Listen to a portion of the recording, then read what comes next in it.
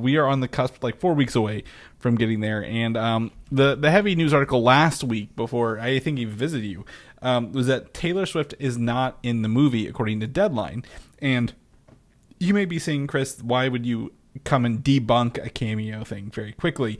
Well, the news articles before the debunk was literally every week was, Taylor Swift is in this either as Dazzler or she's going to be playing Lady Deadpool, and they're just they're tagging on to Taylor Swift's name because obviously there's a Swiftie fan base. My wife is one. I understand the fanaticism of this, and there's nothing wrong with that. They can enjoy it and have a good time. But the problem is once that becomes so big, and then the news articles come out the day the movie comes out, or the week of, and says Taylor Swift is not in this movie, no one's going to go see this movie, and you've got a big red stain on it because everyone's, I guess, assumed hype had built it up too much, right? So Entertainment Weekly is reporting that Taylor Swift is not in this. No context was provided. However, I think it is to temper expectations for people before they go into this movie based on a bunch of unfounded comments and rumors online, Mike. Yeah.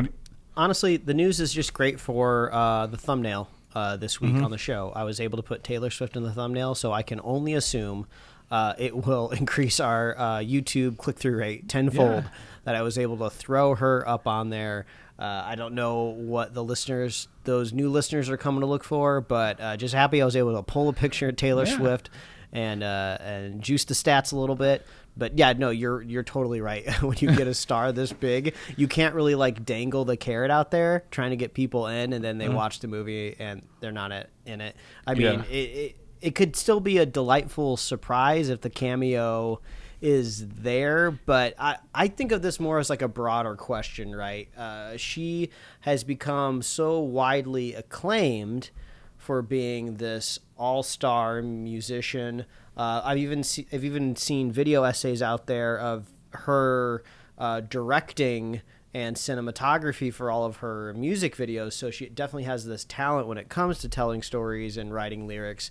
But I feel like we've yet to see like a pure display of her acting. I'm not saying she can't do it, but I have yet to see the sample of it, except for anytime this comes up on the show, I just oh yeah, right, she was in that movie. She was in Cats, yeah. So yeah, we're still yet to see a pure example of her acting. So if there's any I'm sure there's a Swiftie out there who's put together an acting reel for her. But yeah, it is kind of funny. People are already casting the biggest star in the world. Like, well, she's got to go in the biggest franchise in the world at some point, right? Yeah. I don't know. And we've talked about the Scarlett Johansson Blonde Phantom project, right? And the top articles where Taylor Swift is talking about that role where it would be a 1950s Marvel role, not necessarily touching the MCU proper, but having like a place in the MCU that she can exist in with her content, and maybe she even does the music for it. That'd be pretty cool, right? Kind of like a Lin-Manuel Miranda scenario, kind of how he does like Hamilton. But also Sydney Sweeney's been in talks for that role as well, which she obviously, as we talked about, I think it was last time, even like how she is very good as a producer. She's playing the game with Sony so she can get her movies done. She's going to Marvel doing something that's like that. But I think Deadpool and Wolverine being rated R, a lot of Taylor Swift fans are a lot small children, young girls. When I was at the concert film, was it last year? So I think you also have to be careful of not pulling small children into a rated R film with, like you said, the carrot of Taylor Swift being in there, because I assume a lot of parents would be a lot more lashback over that as well in the long run. The other thing about Deadpool and Wolverine we'll talk about real quickly is that I think it was Sean Levy was maybe talking this past week or the week before, but he had stated, or maybe it was Rhett Reese or Paul Werner, I think the writers, they were talking about, whenever they're doing this movie, they came from Fox to Marvel, and they were like, okay, what can we do? But the one thing that Marvel said they could not do was that they could not include overt drug use in this movie, which I think that lines up with Marvel, right? R-rated. But that opened them up, their sandbox, to a scene where they could talk about having that conversation with Marvel. And I think we saw that in was it trailer 1 or 2 where they talked about the fake, the cocaine names that Blind Owl is having kind of there. So it's even funny that it can poke at the real conversations they have with Marvel in this movie. Well, also, I'm curious what the technicalities of using the drugs are as well. I just saw a little behind-the-scenes video this morning when I was just like mindlessly scrolling in bed. And it was the film back in the day. You remember Three Ninjas? Oh, yeah. That originally was slotted with a PG-13 rating, but they wanted to give it a wider audience, so they kept trying to drill the rating down to a PG rating, which was toning down the violence, doing their best to like cut around some maybe punches and kicks. Yeah. So they ended up finally crossing the line into PG when they added these kind of cartoonish sound effects whenever characters got hit on screen. So it just makes me think like, well, we can show you the pile of drugs, and what we just can't show you going into the human body.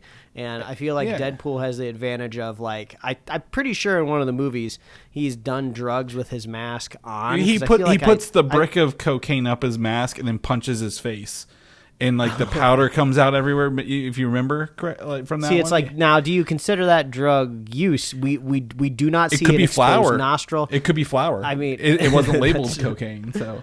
Yeah, that's true, but we don't need Requiem for a Deadpool. Like, we're not doing Requiem for a Dream kind of stuff here, right? Yeah, but, that is funny to see where the line is drawn, though, especially here in the United States, right? We're fine with as much like severed limbs, blood all over the place, but like drugs, we still have a war on that apparently. Yeah, you gotta go sign up for Dare, Mike, to get rid of recreational drug use.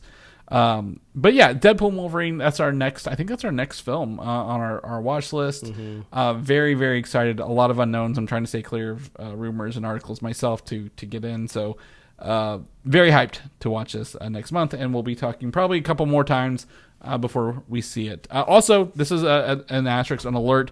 If there are any early screenings, because Marvel feels confident about this movie, they will start putting those out very soon in big cities. So stay alert to your local movie theaters, or like maybe even Fandango, to see when those pop up. So you may have a chance to sign up early to see those films. Moving on to Captain America: Brave New World, we're doing we're issuing a correction from last